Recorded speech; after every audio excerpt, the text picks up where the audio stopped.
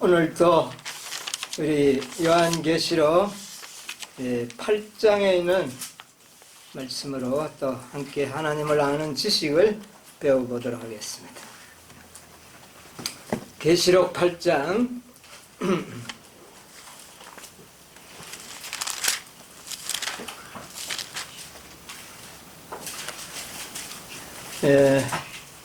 4절로부터 있는 말씀을 제가 보겠습니다. 향년이 성도의 기도와 함께 천사의 손으로부터 하나님 앞으로 올라가는지라. 천사가 향로를 가지고 단 위에 불을 담아다가 땅의 소돔에 내성과 음성과 번개와 지진이 나더라. 7 나팔 가진 7 천사가 나팔 불기를 예비하더라. 첫째 천사가 나팔을 부니 피 섞인 우박과 불이 나서 땅에 쏟아짐에 땅의 3분의 1이 타서 사위고 수목의 3분의 1도 타서 사위고 각종 푸른 풀도 타서 사위더라. 7절까지만 먼저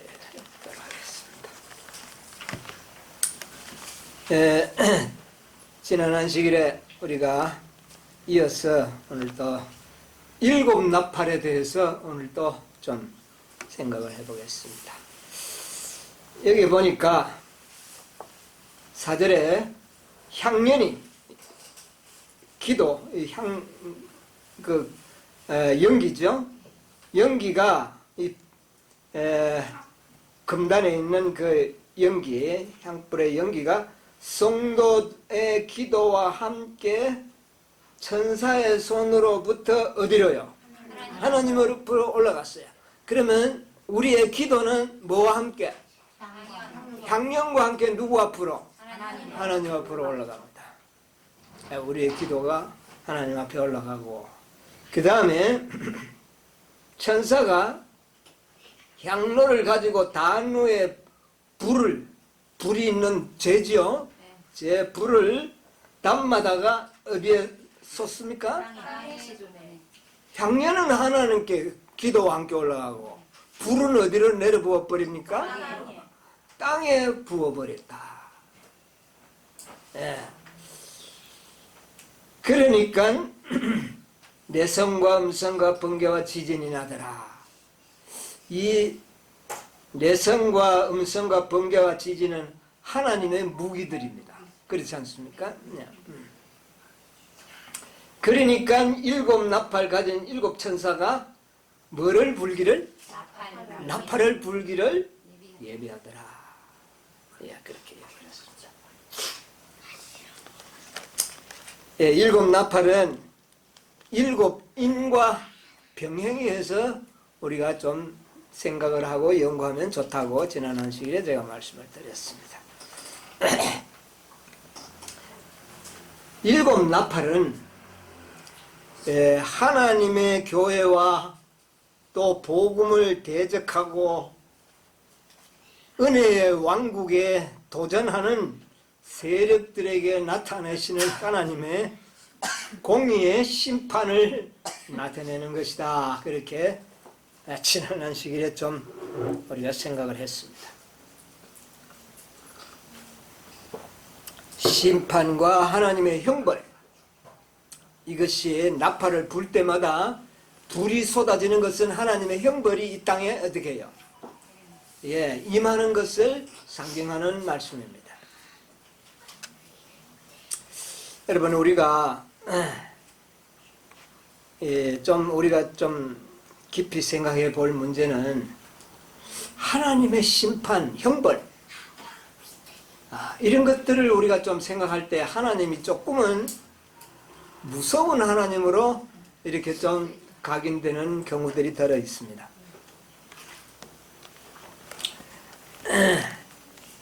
자, 신명기 32장에 9절로 10절에 보면 어떤 말씀이 있습니까? 먼저 서론적으로 좀 말씀들을 몇 곳을 살펴보도록 하겠습니다. 여호와의 분깃은 자기 백성이라 야곱은 그 택하신 기업이로다. 여호와께서 그를 항무지에서 짐승의 부러지는 광야에서 만나시고 호위하시며 보호하시며 자기 눈동자 같이 지키셨도다. 예, 여기에 보니까 여호와의 분깃은 자기 뭐라고요? 백성이라. 하나님의 분깃은 하나님의 백성, 야곱의 택한 기업이라. 그렇게 이야기를 하고 있습니다. 그래서 항상 보호하시는데 어떻게 보호하신다고요? 누구 눈동자같이? 하나님 자신의 눈동자를, 우리가 이 눈동자는 눈꺼풀이 보호하지 않습니까? 뭐 조금이라도 오면 눈이 꺼풀이 어때요? 깜빡하면서 눈동자를 보호하는 역할을 하고 있죠. 하나님께서 당신의 백성을 보호하는데 어떻게 보호하신다고요? 자기의 눈동자같이 보호하신다. 여러분, 이 말씀이 실감이 갑니까? 이야, 대단하네요. 하나님이 정말 나를 자기의 눈동자처럼 돌본다고 하는 그런 마음이 느껴진다면 이거 대단한 겁니다.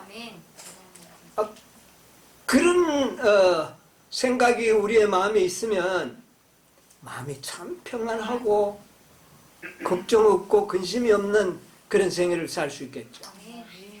여러분, 이것을 실감적으로 경험하시기를 간절히 바랍니다. 여러분, 하나님께서는 우리를 보호하시되 자기의 눈동자를 보호하시는 것처럼 보호하신다. 여러분, 이 말씀이 얼마나 중요합니까? 네. 자, 스가랴 2장 8절을 보세요. 스가랴서 2장 8절에 보면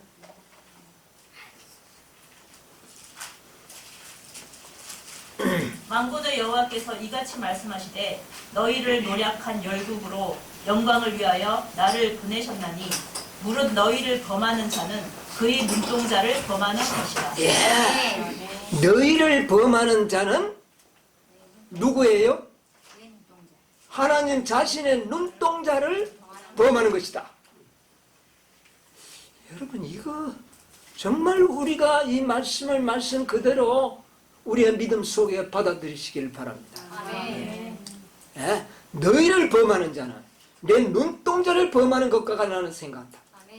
그럼 우리를 얼마나 철저하게 우리를 보호하시고 지키시고 사랑하신다는 가장 최상급의 말씀입니다. 그렇지 않습니까? 이것보다 더 이상 어떤 말로 우리를 사랑하시고 지키시고 보호하신다는 말을 이 표현보다 더 다른 어떤 표현으로 나타낼 수가 없어요. 참, 여러분, 하나님이 우리를 그렇게 지키심을 믿습니까? 안 믿어지더라도 마음속으로 하나님 이 말씀을 믿을 수 있도록 도와주십시오 마음 가지면서 아멘 하시기 바랍니다. 솔직히 안 믿어질 수도 있어요. 그러나 아버지, 저는 그렇게 믿습니다. 그렇게 믿을 수 있도록 제 믿음을 어떻게 해요? 도와주십시오 하는 염원을 가지고 아멘 하시기 바랍니다.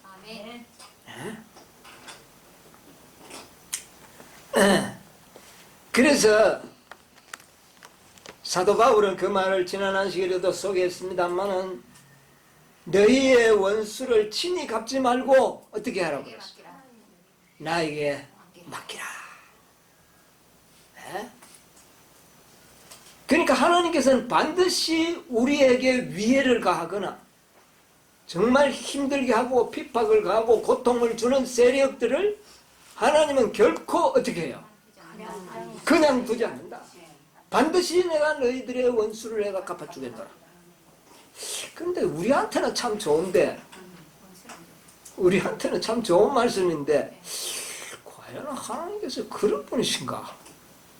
여러분, 저 한편으로는 그런 생각을 가질 수도 있지 않겠습니까? 자, 믿지 않는 사람들이 하나님은 복수하시는 분이고 원수를 갚는 분이라고 하면 하나님이 제대로 표현되는 겁니까?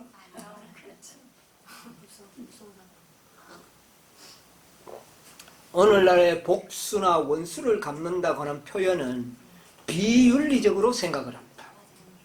비윤리적이다. 그래서 하나님이 복수하시고 원수를 갚는다고 하는 말은 오늘날 그리스도인들의 입에서는 별로 잘 사용되지 않습니다. 그러나 하나님께서는 분명히 복수하시고 우리의 원수를 갚으신다고 그랬어요. 여러분 나훔 1장 2절로 3절 한번 볼까요? 나훔 여호와는 1장 2절만 보세요. 여호와는 투기하시며 보복하시는 하나님이시니라. 여호와는 보복하시며 자기를 대적하는 자에게 진노를 품으시며 여호와는 노하기를 더디하시며 권능이 크시며 죄인을 결코 사지 아니하시느니라. 여호와의 길은 해리바람과 광풍에 있고 구름은 그 발의 티끌이로다. 예, 여기 보니까 여호와는 투기하시며 뭐 하시는 분이라고요? 보복하시는 분이라. 한 번만 이야기하는 게 아닙니다. 여호와는 보복하시며 진노하시되 자기를 거스르는 자에게 또 보복하시고 반드시 뭐 하겠다는 겁니까? 보복하겠다는 겁니다. 그리고 진노를 품고 계시지만 언젠가는 진노를 내리신다는 말이거든요. 이게. 예. 여호와는 노하기를 더디하시지만 분명히 진노하신다는 겁니다. 보복하시는 하나님입니다. 자, 오늘날은 이 세상에 많은 사람들이 원수를 갚아야 된다. 이것은 사람들이 비윤리적이고 도덕적이지 못한 표현이라고 생각을 합니다. 그러나 성경은 뭐라 그럽니까? 하나님은 뭐 하신다고요? 보복하신다. 그런데 보복하시고 또 보복하시고 원수를 갚으시겠다. 그렇게 분명히 이야기를 하고 있습니다. 성경에도요 보면 아브라함이 소돔성을 멸하려고 하나님께서 아브라함에게 이야기하니까 아브라함이 딱 생각하니까 세상에 그 소돔성에 의인들이 있을 텐데 그럼 소돔성 멸망하면 의인들 다 죽이시는 건가? 이거 하나님 공의롭지 못하신 분이네. 이렇게 생각이 들어서 하나님 앞에 질문을 합니다. 창세기 18장 23절로 25절을 한번 보겠습니다. 18장 23절로 25절. 가까이 나아가 가로되 주께서 의인을 악인과 함께 멸하시려나이까. 이거 뭡니까? 하나님 의인을 악인과 함께 멸한 건 공의롭지 못한다는 겁니다. 이거 안 된다는 거죠. 자, 그 다음에 그 성 중에 의인 50이 있을지라도 주께서 그곳을 멸하시고 그 50 의인을 위하여 용서치 아니하시리까?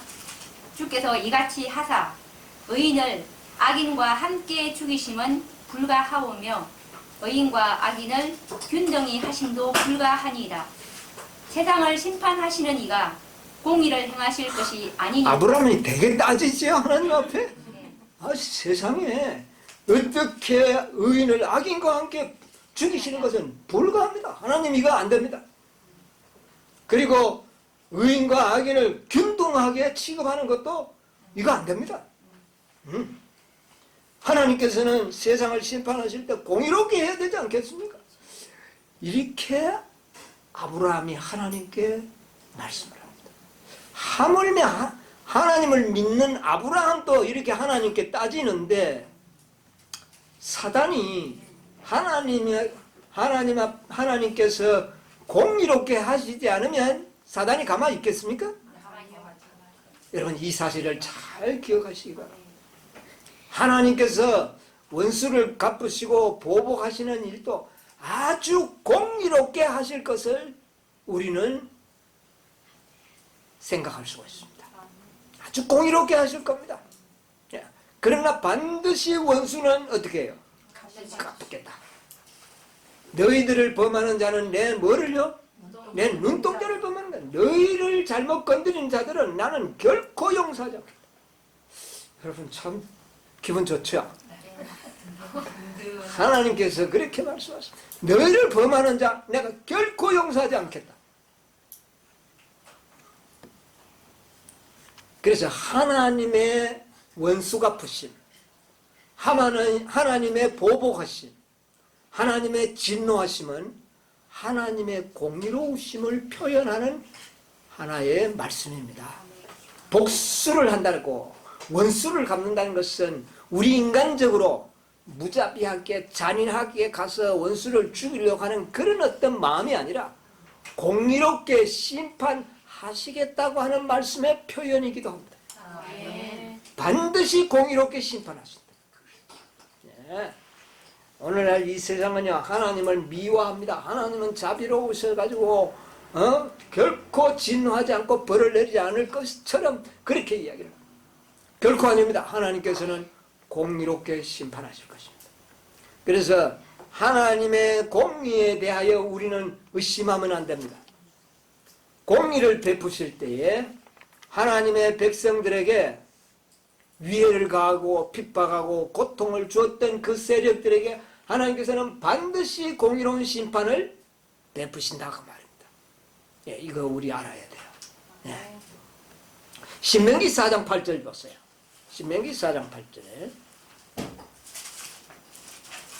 오늘 내가 너희에게 선포하는 이 율법과 같이 그 규례와 법도가 공의로운 큰 나라가 어디 있느냐? 예, 하나님께서 베푸신 모든 율법, 규례, 법도는 다 어떻다고요?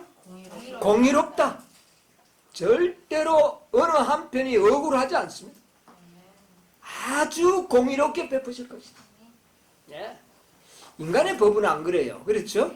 예. 그러나 하나님의 모든 법과 규례와 법도는 아주 공의롭다는 겁니다.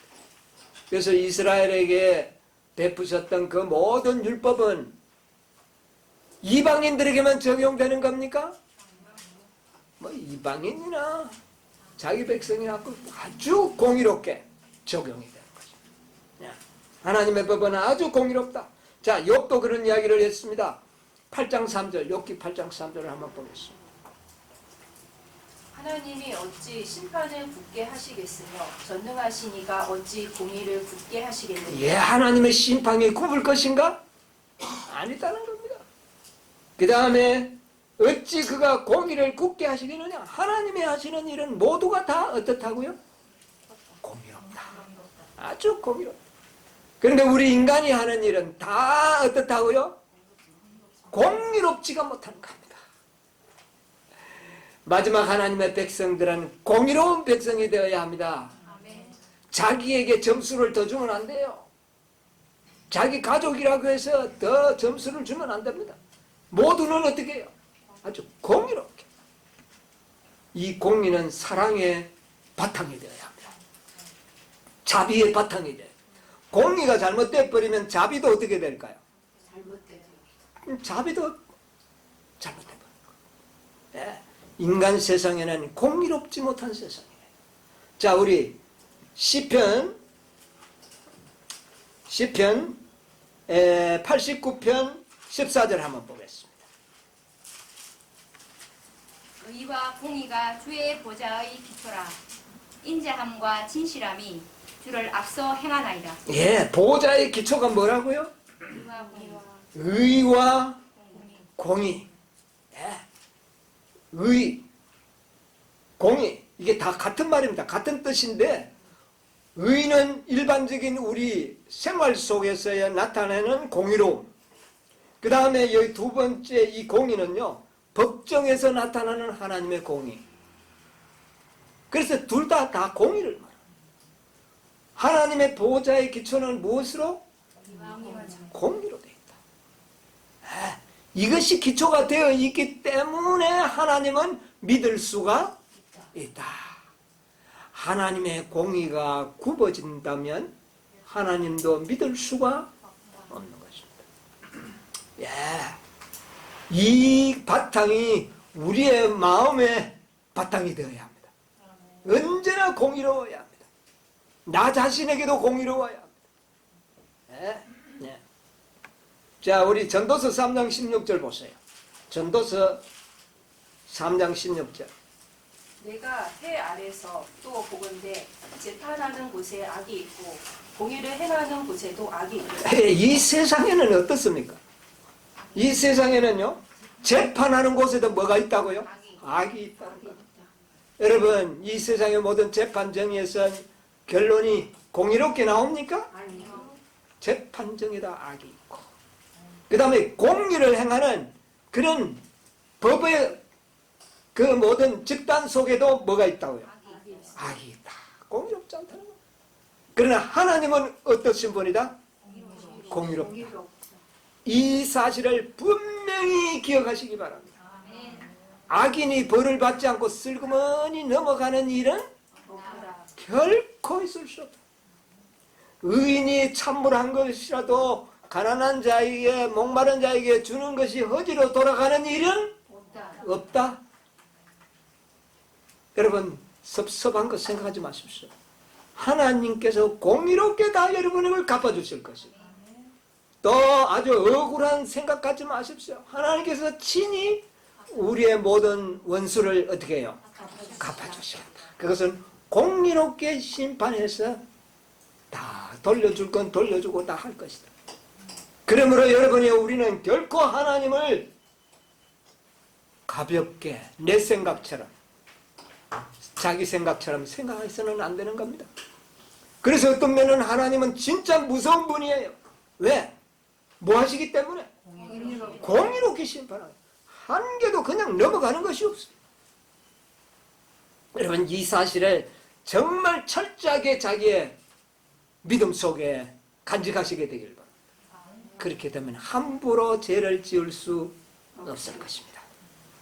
또 선을 행할 때 낭망하는 일이 안 알아줘가 섭섭하는 일은 없을 것입니다. 여러분, 이 사실을 꼭 기억하시기 바랍니다. 아멘. 자, 이와 같은 기초 아래서 일곱 나팔을 연구해야 됩니다. 일곱 나팔은 정말 하나님의 교회를 핍박했던 세력들이 이 지상에서 보니까 뭐 떵떵거리고 사는 것 같고, 굉장히 그들은 다윗도 그랬죠. 악한 자가 어떻다고요? 잘 되고 뭐도 뭐 살이 찌고 뭐 어쩌고 이런 말이 나오죠. 그래서 실족할 뻔했다고 그랬잖아요. 그러나 하나님의 공의를 안다면, 결코 성소 진리에서 공의를 알게 되면 우리는 그런 시험에 빠질 필요는 없는 것입니다. 예. 일곱 나팔을 연구하고 우리가 앞으로 이제 이 진리를 연구해 보면 정말 하나님은 공의로우신 분임을 우리가 알게 되는 겁니다. 자, 향연과 함께 성도들의 기도는 하나님께로 올라갑니다. 하나님께로 올라갔다는 것은 하나님께서 다 듣고 기억하시겠다는 것입니다. 자, 우리 일곱인 가운데 다섯째 인해서 제단 아래 있는 영혼들의 그 기도도 부르짖음 또 누가 듣고 계실까요? 하나님이 듣고 계신다는 겁니다. 이걸 우리가 잘 생각을 해요. 반대로 연기는 하늘로 올라갔는데 불은 어디에 부어져 버립니다. 땅에 부어진 게 이게 하나님의 심판이에요. 형벌입니다. 아주 묘하게 표현을 잘 해주셨습니다. 예. 자, 첫째 천사가 이제 나팔을 붑니다. 첫째 천사가 나팔을 불어요. 자, 나팔 내용이 뭡니까? 첫째 천사가 나팔을 부니 뭐가 섞인? 피가 섞인 우박과 불이 나서 땅에 쏟아지매 땅의 3분의 1이 타서 쌓이고 또 수목의 3분의 1도 타서 쌓이고 각종 풀도 타서 쌓인다. 첫째 천사가 나팔 불 때 이런 일이 일어났습니다. 자, 피 섞인 우박과 불이 났다. 이 피가 섞인 우박이라고 표현한 걸 보니까 이거 보통 심판이 아닌 것 같아요. 그렇죠? 이 피 섞인 우박과 불이 나서 그 고통을 당하고 심판을 받은 자가 누군지 오늘 우리가 좀 한번 생각을 해 보도록 하겠습니다. 자, 하나님의 교회. 자, 이제 이스라엘 야곱의 백성들은 이제는 끝났습니까? 안 끝났습니까? AD 34년에 의하여 유다 왕국, 그들은 하나님의 눈동자와 같은 보호하심에서 벗어나 버렸습니다. 이제는 그 자리를 누가 차지합니까? 하나님의 교회.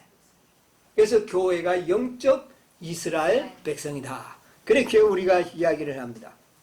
자, 신명기 아까 32장에 보니까 여호와의 분깃은 자기 백성이고 자기 백성을 뭐처럼 보호하겠다? 자기 눈동자처럼 보호하겠다. 그러니까 그 눈동자처럼 보호의 대상이 누굽니까? 교회입니다. 교회. 자, 이름 및 성령으로 말미암아 이 땅에 탄생된 교회. 자, 저 일곱 인에서 나왔던 첫 번째 인이 떼어질 때 나온 말이 어떤 말입니까? 백마, 흰말을 타고 나온. 그러니까 이것은 순결한 사도교회를 상징적으로 표현했거든요. 그렇게 순결한 교회를 핍박하고 많은 사람들을 죽였던, 하나님의 종들을 잡아 죽였던 나라가 어느 나라입니까? 예. 로마입니까? 예, 물론 로마입니다. 로마인데 저는 로마보다도 이 처음으로 흰 순결한 교회를 핍박했던 나라는 로마 이전에 나는 유다 왕국을 먼저 꼽하고 싶습니다. 유다 왕국. 이 유다 왕국이야말로 얼마나 참 하나님의 탄생된 교회를 철저하게 핍박하고 피를 흘렸던 나라입니다.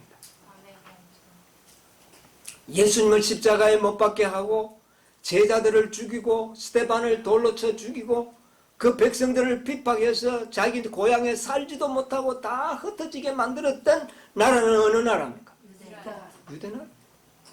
그래서 나는 이 첫째 나팔을 로마 나라에도 적용하지만 첫 번째는 나는 이 유대나라에도 적용해야 된다고 생각하는 겁니다. 이 유대나라가 사기 34년에는 하나님의 그 눈동자의 보호하심에서 벗어난 나라가 된과 동시에 사단의 앞잡이 노릇을 했던 나라인 겁니다. 이 나라에 하나님의 공평한 심판이 있어야 될까요? 없어야 될까요? 있어야 되죠. 예, 있어야 되는 겁니다. 공의의 심판이 있는 겁니다.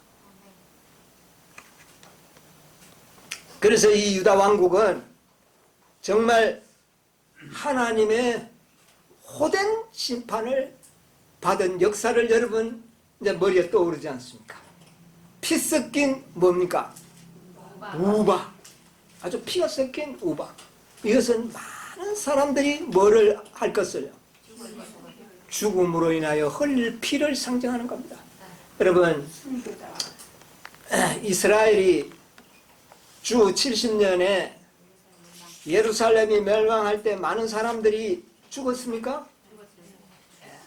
우박처럼 쏟아지는 정말 그 로마인들의 공격을 받고 얼마나 많은 사람들이 피를 흘리며 죽어갔지 않습니까?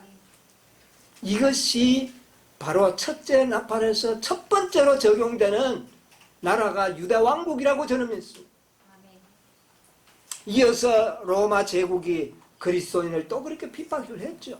그러나 첫째, 이 유다 왕국을 비껴가면 안 됩니다. 이 유다 왕국이 들어갑니다. 이제. 그래서 우리가 이 유다 왕국을 하나님께서는 징치하시고 심판하셨습니다. 누구를 통해서요? 로마 제국을, 악한 자를 통하여 악한 나라를 징치하시고. 하나님의 방법은 그렇습니다. 하나님이 직접 그들을 하지 않습니다. 악한 자를 심판할 때 하나님께서는 보호하지 않으시는 겁니다. 전에는 눈동자같이 보호하셨다가 보호하심을 거두니 악의 세력이 와서 그들을 어떻게 해버립니까? 심판하는 형벌. 이게 하나님의 지혜입니다. 아멘. 그런데 여기에 이제 우리가 3분의 1이라는 말이 나옵니다. 3분의 1. 자, 여기 뭐 7절에 보니까 3분의 1, 수목의 3분의 1, 풀의 3분의 1. 그 다음에 또 8절에도 보면 바다에 뭐요? 바다가 3분의 1. 또 그 다음에 10절에는 보니까 강이 3분의 1. 강의 3분의 1. 그 다음에 12절에 보니까 해와 달과 별들이 3분의 1이 침을 내요. 이 3분의 1이 많이 여기에 등장합니다. 네 천사의 나팔 속에는 3분의 1이라는 수가 나와요. 이게 좀 뭐를 상징할까? 일반 많은 학자들도 그렇게 이야기하고 있습니다만은 이 3분의 1이라는 것은 뭐 어떤 학자는 그렇게 설명을 해요. 그때에 일어났던 모든 사건의 부분이 이 지구의 3분의 1 정도의 지역을 설명하는 것일 것이다. 그렇게 이야기합니다. 그러니까 교회를 중심으로 일어나는 하나님의 심판이거든요. 교회를 핍박함으로 일어나는 주어지는 결과의 심판. 그러니까 그때 교회가 보세요. 이스라엘을 중심으로 하는 아시아 일부, 그 다음에 유럽, 그 다음에 아프리카 일부. 그 외에는 기독교가 그때 당시에는 어땠습니까? 전혀 전파되지 않는 불모지였습니다. 그러니까 그 지역을 감아보면 이 지구 땅덩어리의 몇 분의 1 정도가 한 3분의 1 정도가 그런 심판의 대상이었구나 하는 것을 설명하는 말씀일 것이다. 그렇게 공감하시는 분들이 많이 있습니다. 저도 그런 해석에 뭐 그렇게 반대하고 싶지가 않아요. 그러면 그것뿐인가? 좀 생각을 해봤을 때 3분의 1이라는 말이 제일 먼저 어디에 좀 사용되었는지 아십니까? 예, 저기 계시록 12장 3절 4절에 보면 거기에 이제 하늘의 별의 뭐요? 그 꼬리가 하늘의 별 3분의 1을 끌어다가 땅에 던진지라. 그러니까 하늘에 있던 별의 3분의 1. 그들은 악령들을 총체적으로 이제 수요를 이야기할 때 3분의 1 정도 그렇게 된다. 성경은 기록하고 있습니다. 자, 그러면 이 3분의 1이라고 하는 이 말씀 속에는 언뜻 우리는 하나님을 대적하고 반역하고 땅으로 내어 쫓긴 3분의 1의 악한 천사, 무리들을 우리는 연상하게 된다고 말해요. 그러면 이 땅의 모든 재난과 심판과 하나님의 형벌을 자초했던 것은 바로 하늘에서 쫓겨 내려온 악한 천사 3분의 1에 의하여 모든 재난은 일어나게 되어 있다. 모든 원인은 어디에 있다? 하나님께 있지 않고 교회에 있지 않고 어디에 있다고요? 악한 영들에 의하여 모든 재난과 하나님의 형벌을 자초한 것은 이들에 의하여 모든 것이 발생되었다 하는 것을 생각하도록 만들어주는 말씀이 아닌가 그렇게도 생각을 합니다. 거기에 동의하는 분들이 많이 있어요. 저도 그 말씀을 동의합니다. 모든 재난이 원인이 어디에 있는 겁니까? 악한 천사들. 그 악한 천사들의 충동을 받은 나라들이 하나님의 백성들을 뭐 했습니까? 핍박하고 고통을 줬다는 것이죠. 그래서 3분의 1이라고 하는 이 숫자는 바로 그런 이 하늘의 악한 천사들의 무리들이 이 지상에 3분의 1의 재난을 가져왔던 바로 나팔을 불 때에 하나님의 심판을 받은 이유가 바로 여기에 있었다는 것을 우리 염두에 두라는 겁니다. 오늘 우리가 이걸 모르고 있습니다. 아, 하나님이 복수한다. 하나님이 복수한 게 아니에요. 누구로 말미암아? 악한 천사 3분의 1에 의하여 이 모든 일이 발생되었다는 것을 우리로 하여금 잊지 않도록 해주는 말씀이라고 생각을 합니다. 그대로 여러분 받아들이시면 하나님의 심판에 대한 모든 원인은 하나님에게 있지 않고 어디에 있다? 악한 천사들에게 원인이 있다는 것을 염두에 둔다면 하나님을 원망할 이유는 아마 어떻게 해요? 없어질 것입니다. 어느 날 얼마나 많은 사람들이 하나님은 복수의 하나님이라 그러니까 하나님이 막 무자비하게 당한 줄로 그렇게 생각을 하는데 아니었다는 것을 우리는 기억할 필요가 있다고 말입니다. 자, 그래서 이 첫째 천사의 기별 속에는 정말 악한 천사들이 이 땅의 모든 재난의 근원이었다는 것을 하나님의 백성들은 반드시 깨달을 필요가 있음을 이야기합니다. 부조와 선지자와 왕 311쪽에 보면 이런 말씀이 있어요. 이것을 우리가 얼마나 사단에게 많이 속았는지 무슨 일이 있으면 뭐라 그래요? 비가 좀 많이 와도 하늘 또 뭐 하시지? 그만 우리는 그리스도인들은 하면 안 돼요. 이제는. 예. 그래서 뭐 맹세할 때 하늘로도 하지 말라 그러는 그 말이 겁니다. 하늘을 함부로 이용하면 안 된다고 말이에요. 예. 311쪽에 보면 오랫동안 사단은 사람들로 하여금 저희 창조주를 죄와 고통과 죽음의 장본인으로 여기도록 하고자 애써왔다. 찾았나요? 네. 오랫동안 사단은 사람들로 하여금 저희 창조주를 죄와 고통과 죽음의 장본인으로 여기도록 하고자 애써왔다. 이와 같이 사단에게 기만을 당한 사람들은 하나님은 엄하고 가혹한 분이라고 생각하였다. 그들은 하나님께서는 죄인을 비난하고 정죄하기 위해 감시하시는 분이시며 죄인을 돕지 않을 합법적인 구실만 있으면 그를 받아들이기를 싫어하시는 분으로 생각하게 되었다. 대기만자에 의하여 하늘은 다스리는 사랑의 율법이 사람들의 행복을 제한하는 것으로 여겨지고 그들이 피하기를 원하는 무거운 짐으로 오인되었다. 예, 사단이 모든 하나님을 오해하게 만들었던 것은 누구 때문입니까?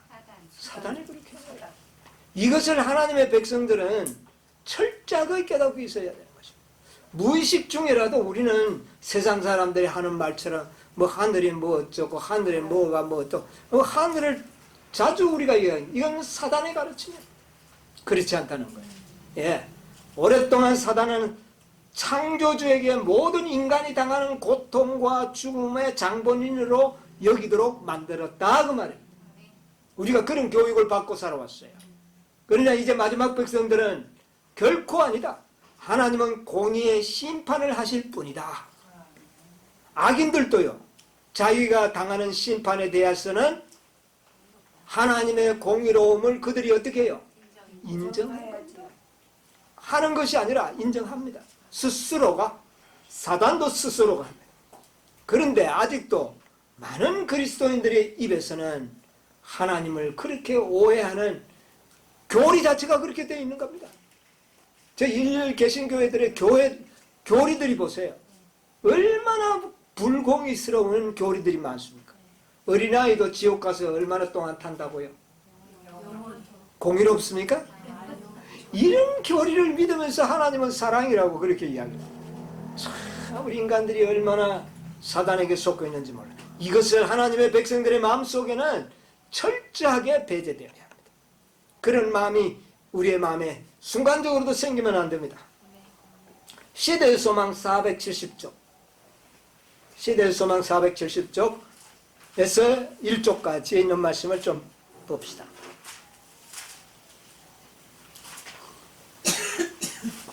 세상 사람들이 그렇게 생각하는 거야 말할 필요도 없지만은 하나님을 믿노라고 하는 사람들이 하나님을 오해하는 것, 이것이야말로 얼마나 큰 슬픈 일입니까? 70에서 71쪽에 보면 죄는 현세에서 형벌을 받는다고 죄는 현세에서 형벌을 받는다고 유대인들은 일반적으로 믿고 있었다. 누가 믿었다고요? 네. 하나님을 믿는 백성들이 그렇게 믿었다. 예. 모든 고통은 고통당하는 본인이나 그의 부모의 어떤 잘못에 대한 형벌이라고 생각되었다. 모든 고통은 하나님의 율법에 대한 범법에서 초래되는 것이 사실이지만 이 진리는 곡해되어 왔다. 죄와 죄의 모든 결과의 장본인인 사탄은 사람들로 하여금 질병과 죽음은 죄 때문에 당하는 독단적인 형벌로서 하나님에게서 오는 것으로 생각하게 하였다. 예, 거기까지만 보겠습니다. 자, 모든 고통은 하나님의 율법에 대한 범법에서 초래되는 것은 어떻게 해요? 사실이지만 사실입니다. 하나님의 법을 범함으로 왜? 하나님의 법은 아주 공의롭고 모두가 행복을 위하여 만들어진 법인데 그 법을 지키지 않으면 슬픔과 고통은 결과적으로 오는 것은 맞습니다. 그러나 마치 하나님께서 범한 자들을 아주 잔인하게 복수하고 원수를 갚는 그런 하나님으로 그 다음에 무슨 죄를 짓기만 하면 딱 기억해놨다가 벌을 주시는 아주 그렇게 무자비한 하나님으로 모든 인생들의 마음속에 사단은 심어나왔다는 겁니다. 이런 생각이 우리의 마음에서도 문득 떠올라요. 예, 이것을 우리는 철저하게 배제해 나가야 되는 겁니다. 예, 그래서 그러나 공의의 심판까지 없다. 이거는 아니라는 것입니다. 그래서 그것을 이제 싫어하고 하나님의 사랑을 깨달은 자들은 이제 하나님의 심판도 부인해 버립니다. 공의의 심판도. 오늘날 일요일 교회에서 그렇게 이야기하는 분들, 한 번 구원은 영원한 구원입니다. 절대로 벌을 안 내리신다. 그 다음에 안식교회에서는 좀 다른 방향으로 나가죠. 조사 심판 없다. 다 용서해주고 뭐 그렇게 이런 식으로 하나님의 공의로우심까지도 패해버리려고 하는 이런 사단의 기만이 있다는 거. 그래서 우리는 이것을 잘 하나님의 모든 보복하심과 원수 갚는 것은 하나님의 공의로운 심판을 표현하는 또 다른 인간적인 표현일 뿐이다. 그 말입니다. 이것을 잘 기억하셔야 돼요. 자, 그래서 이제 우리가 둘째 천사의 나팔을 또 한번 보겠습니다. 둘째 천사의 나팔이 어떤 겁니까? 둘째 천사가 나팔을 부니 불 붙는 큰 산과 같은 것이 바다에 던지우매 바다의 3분의 1이 피가 되고 바다 가운데 생명 가진 피조물들의 3분의 1이 죽고 배들의 3분의 1이 깨어지더라. 예, 자, 둘째 천사가 나팔을 부니까 불 붙는 큰 산 같은 것이 바다에 던져지우매 3분의 1이 피가 되고, 이 피를 상징한다는 것은 많은 살생이 있었다는 겁니다. 많은 살생. 그리고 바다 가운데 생명 가진 피조물의 3분의 1이 죽고 배들의 3분의 1, 큰 전쟁들이 일어날 것에 대한 예언입니다. 자, 이것은 이제 우리가 아까 이야기했듯이 어느 나라입니까? 로마. 하나님의 교회를 그렇게 핍박했던 로마. 여러분, 이 둘째 나팔은 둘째 인과 병응해서 우리가 한번 생각해 보면 됩니다. 둘째 인에는 어떤 말이 나왔습니까? 붉은 말이. 붉은 말이 나왔다는 것은 많은 하나님의 성도들이 피를 흘리고 죽어간 것에 대한 상징이지 않습니까? 그렇게 성도들의 피를 흘렸던 장본인이 누굽니까? 로마 나라입니다. 로마 나라에 기독교인이 끼친 해악이 뭐가 있습니까? 눈을 닦고 봐도 그리스도인들이 로마 나라에 끼친 어떤 피해도 없습니다. 그런데 로마 제국은요, 그리스도인들을 아주 무참하게 핍박하고 수많은 영혼들을 죽이지 않았습니까? 네로 황제 한번 보십시오. 얼마나 무참하게 그리스도인들을 죽였습니까? 하나님의 종들을 죽였습니까? 자, 이 로마 제국이요, 자기는 1등 국민이라고 했어요. 그 다음에 보통 나라들은 다 유대 나라를 위시해 다른 거는 2등 국민으로 일반적인 백성이라고 생각해요. 그 다음에 그리스도인들은 이건 아주 최삼류, 이거는 인간 대접을 받지 못할 그런 인간으로 취급했던 자들이 누구냐면 그리스도인들이에요. 이유가 뭐가 있느냐? 아무런 이유가 없어요. 가장 정직하고 가장 깨끗하고 가장 건면하고 나라를 위하여 염려하는 그들을 사단은 이상한 누명을 씌워서 그들을 다 어떻게 했습니까? 죽였다. 이런 나라들에게 공의로운 심판이 있지 않겠습니까? 물론 마지막 심판 때도 있겠지만 이것은 개개인의 심판이 아닌 나라에 대한 심판입니다. 로마 나라라고 하는 아주 대중적인 어떤 개개인을 지명하지 않는 그런 하나의 단체에 내리는 하나님의 심판을 이야기합니다. 그래서 우리가 이 로마 나라를 괴롭힌 장본인들이 누군지 아십니까? 서양 역사를 연구해 보면 이 로마의 그 어마어마한 세력의 나라가 다니엘 2장에 나오는 이 정강이 철의 나라가 몇 개로 분열되는 겁니다. 10나라로 분열. 그 이유가 뭐냐 하면은 북방 저 유럽의 게르만 민족의 이동에 의하여 로마 나라의 분열을 가져옵니다. 그러면 분열이 일어날 때 자연스럽게 분열이 일어납니까? 뭐가 있었다는 겁니까? 어마어마한 전쟁이 일어났다는 겁니다. 그 전쟁이 일어날 때마다 로마는 죽을 애를 먹는 겁니다. 수많은 로마 백성들이 살생을 당하고 방화되고 그 북방 오랑캐족, 자기들이 말하면 오랑캐족들이죠. 그 민족들에 의하여 엄청난 고통과 살육을 당할 것을 여기에 이야기하는 겁니다. 특히 여기 바다에 이야기했는데 우리가 이 역사적으로 보면 역사적으로 우리가 좀 이것을 보면은요 뭐 어느 하나하나를 사건적으로 이렇게 설명하기보다는 저는 아주 전체적인 나무를 설명하기보다는 숲을 저는 좀 설명을 하려고 합니다. 그러나 나무를 설명한 많은 역사가들의 이야기를 들어보면 이 로마 나라를 괴롭혔던 게르만 민족들의 대표적인 왕들이 나옵니다. 고트족이라고. 여러분 고트족이라고 다 알죠? 예, 고트족. 그 고트족은 게르만 민족의 한파입니다. 그런데 이 고트족의 왕이 아주 이 로마를 괴롭혔던 왕이 누구냐면은 알라릭이라는 왕입니다. 고트족의 알라릭. 그 다음에 두 번째로는 반달족의 겐세릭. 그래서 지금 이 알라릭 고토족은 유다민족이 하나님의 징벌을 받은 이후에 로마가 이제는 이 게르만 민족에 통하여 큰 아주 고통을 당했는데 그 세력이 바로 알라릭이 이끄는 고트족에 의하여 이 로마 제국이 큰 어려움을 당했습니다. 그리고 이 둘째 나팔 속에 나오는 바다에 큰 불붙는 산과 같이 떨어졌다 하는데 산은 뭐를 의미하죠? 17장에 보면 나라나 왕을 이야기하지 않습니까? 그러니까 이 겐세릭 왕, 반달종의 겐세릭 왕이 바다를 통해 들어왔. 이들은 이 알라릭은 육상을 통하여 침략해왔고 그 다음에 이 겐세릭 반달족은 바다를 통하여 침략해서 로마를 아주 괴롭혔습니다.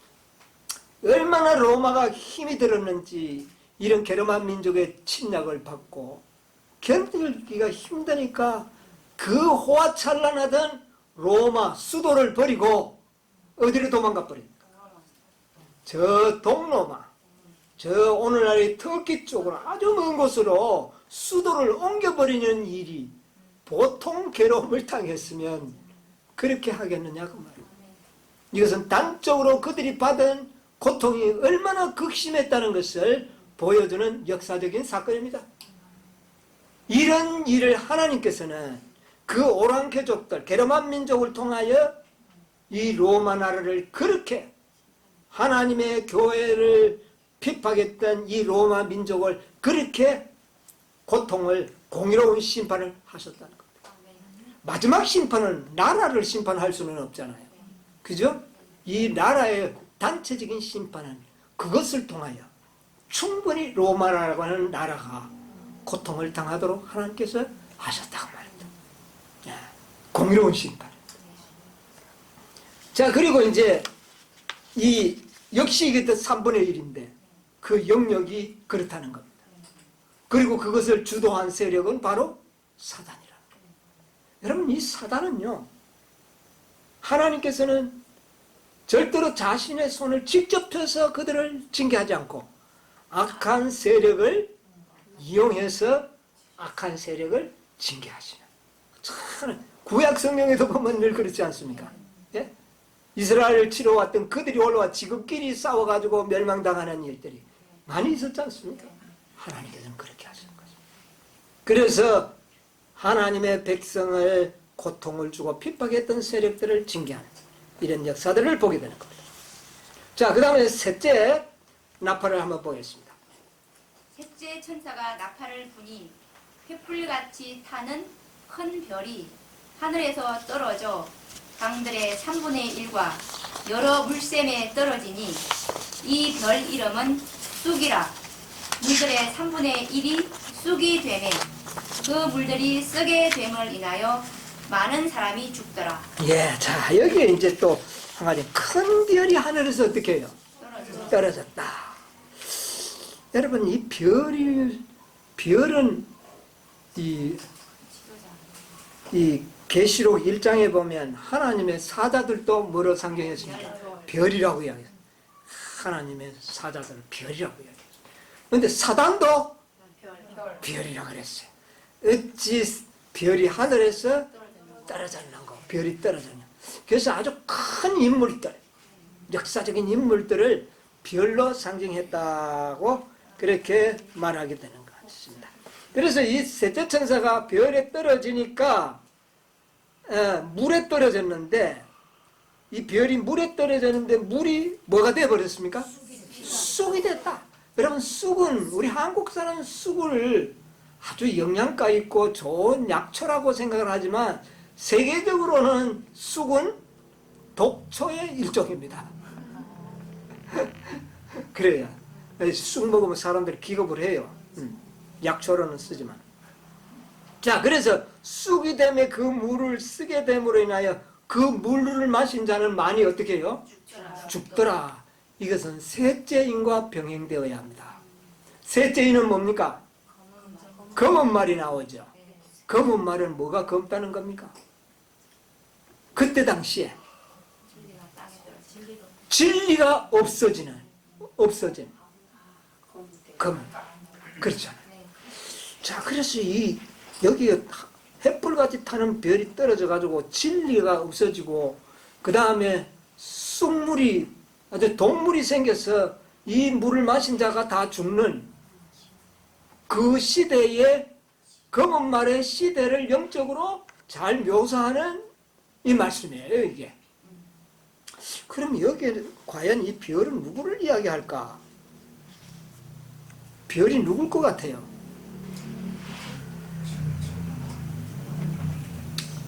유명한, 상경은 천사도 했고 하나님의 사자도 되는데, 그래서 어쨌든 큰 별이라는 것은 아주 유능한 지도자. 저는 이걸 가만 보니까 이 콘스탄티누스가, 검은 말의 시대는 콘스탄틴 대제가 일어나서 뭐를 해제시켜 버렸습니까? 기독교를 이단이 아닌 종교 자유를 선택해서 아주 좋은 일을 한 것 같으면서 결과적으로는 그것이 원인이 되어서 모든 진리가 어떻게 되었어요? 다 땅에 떨어지고 진리는 찾아볼 수 없는 깜깜한 흑암천지로 만든 장본인이 누굽니까? 아주 큰일을 했어요. 누구한테 큰일을 한 겁니까? 사단의 사단의. 그래서 저는 좀 개인적으로 그렇게 그분을 좀 지목해 보고 싶습니다. 그분만큼 기독교에 끼친 지대한 영향.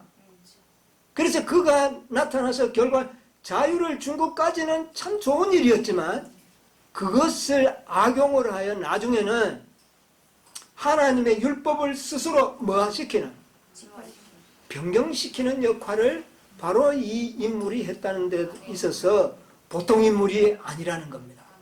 어떤 나라의 왕도 이런 일을 한 적은 없지 않습니까? 예. 그래서 물이 다 먹지 못할 쑥이 되어버렸다. 여러분 마라에 무슨 물이 있었습니까?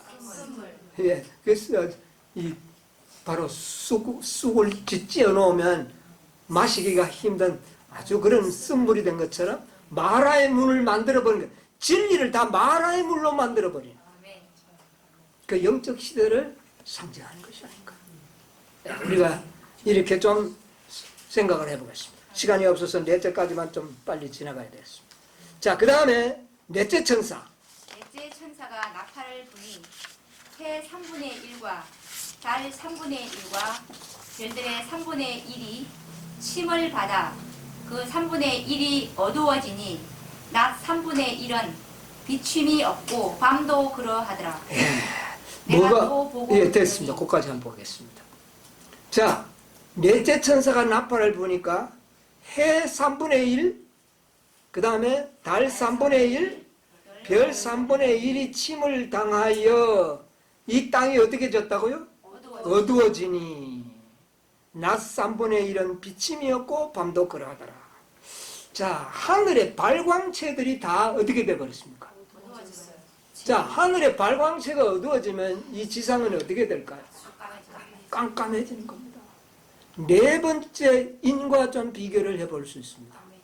네 번째 인이 뭡니까? 청황색 말이 나오고 그것이 바로 종교 암흑시대를 상징하는 말이지 않습니까? 자, 검은 말이 나와서 모든 진리를 쑥으로 만들어가지고 오류로 다 대체해버린 겁니다. 그 결과로 해도 어두워지고 달도 어두워지고 별도 이 지상에 빛을 비추는 발광체들이 다 어두워진 이 지상은 어떤 천지가 될까요? 암흑천지가 될 종교 암흑시대를 나타내는 넷째인의 청황색 말과 병행되는 역사가 바로 이 넷째 천사의 나팔을 사건이다 그 말입니다. 자, 이것은 하나의 영적 사건을 잘 묘사하는 그런 표상들이에요. 지금까지 봤을 때.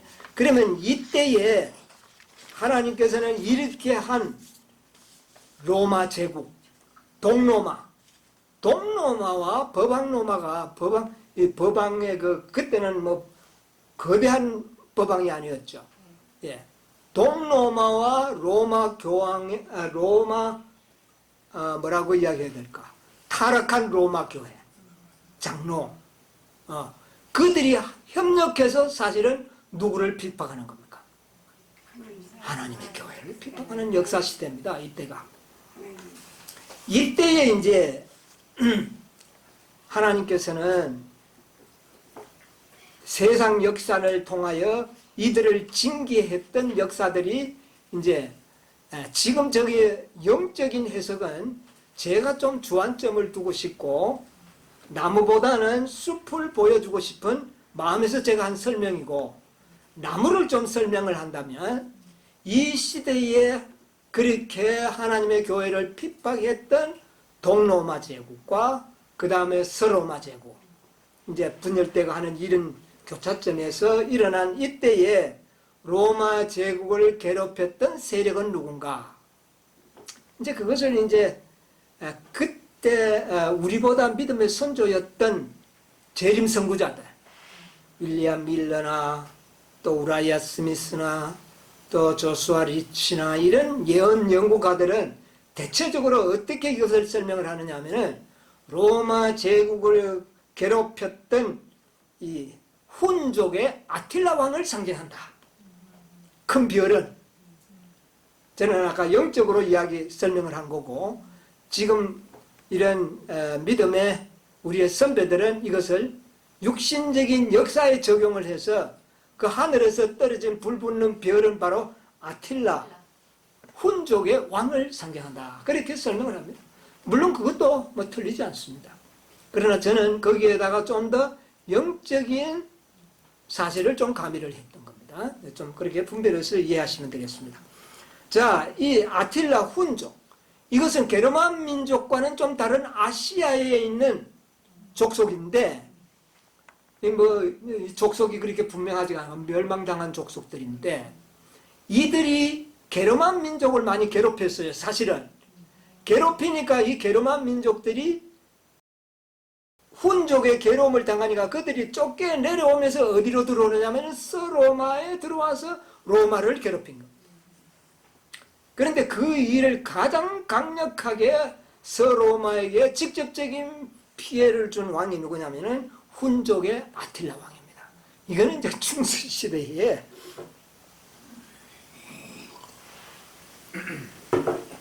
서양 역사들입니다. 그러면 서양 역사를 연구하면 다 나오는데 이것을 자세히 연구한다는 것은 굉장히 많은 시간이 소요되기 때문에 이 설명은 옛날에 우리 선조들 1844년 당시를 살아갔던 연구가들 있지 않습니까? 그들이 더 이런 상세한 설명은 우리보다도 어떻게 해요? 더 잘 알죠. 그들은 그런 고통을 조금 체험을 해볼 수 있었던 시대였잖아요. 예, 그렇기 때문에 그들의 설명을 잘 우리가 이해하면 될 것 같습니다. 예, 그래서 간단히 제가 말씀을 드립니다. 훈족, 아틸라. 그 다음에 넷째 번에 그 해, 달, 별. 여기에 이제 침을 당하는 이야기인데 이것은 헤루라이족 아시죠? 헤로리. 예. 고터, 반달, 헤로리. 이거 우리가 여러 번 다 다니엘서를 통해. 이 민족들이, 헤로리족이 결국은 서로마를 멸망시킨 장본인입니다. 그 헤루라이의 그 족속의 왕이었던 오토 아케르라고 하는 왕에 의하여 이 서로마 제국이 470 몇 년입니까? 6년입니까? 그때 멸망을 당합니다. 이 헤루리족에 의해서. 그래서 결국은 하나님의 백성을 괴롭혔던 서로마 제국은 이런 게르만 민족이나 아시아의 오랑캐족들을 일으켜서 하나님의 백성을 괴롭혔던 로마 제국을 하나님께서는 심판하셨다. 예, 그렇게 우리가 이해하시면 되겠습니다.